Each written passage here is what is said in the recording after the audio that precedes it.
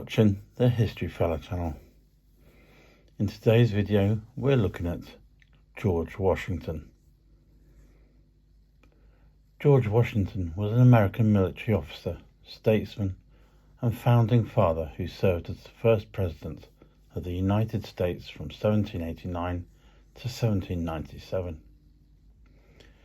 Appointed by the Continental Congress as commander of the Continental Army, Washington led Patriot forces to victory in the American Revolutionary War and served as President of the Constitutional Convention of 1787, which created and ratified the Constitution of the United States and the American federal government. Washington has been called the father of his country for his manifold leadership in the nation's founding. George Washington was born on February the 22nd, 1732, at Pokes Creek in Westmoreland County in the British colony of Virginia, and was the first of 6 children of Augustine and Mary Ball Washington. His father was a justice of the peace and a prominent public figure who had 4 additional children from his first marriage to Jane Butler. The family moved to Little Hunting Creek in 1735, and in 1738 they moved to Ferry Farm near Fredericksburg, Virginia, on the Rappahannock River. Washington's father died in 1743, leaving his wife and children with a large estate.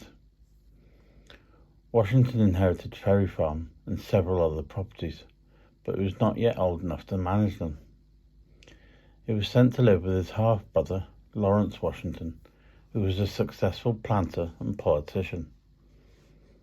Lawrence helped George to learn about farming and business, and also introduced him to the world of politics. In 1752, Washington was appointed as a major of the Virginia militia. He served in this capacity during the French and Indian War, which was fought between Great Britain and France for control of North America. Washington saw action in several battles, including the Battle of Drummondville Glen in 1754 and the Battle of Fort Necessity in 1755. He was also present at the surrender of Fort Duquesne to British forces in 1758. After the war, Washington returned to Mount Vernon and resumed his duties as a planter. He also became more active in politics, serving in the Virginia House of Burgesses from 1758 to 1774. During this time, he became a vocal critic of British rule in the colonies. In 1775, the American Revolutionary War broke out between Great Britain and the 13 American colonies. The Continental Congress appointed Washington as Commander-in-Chief of the Continental Army. Washington led the Patriots to victory in several important battles, including the Battle of Trenton in 1776 and the Battle of Yorktown in 1781. The war ended in 1783 with the signing of the Treaty of Paris, which recognized the independence of the United States. After the war, Washington was unanimously elected as the first president of the United States. He served 2 terms from 1789 to 1797. During his presidency, Washington established many of the precedents that would be followed by future presidents.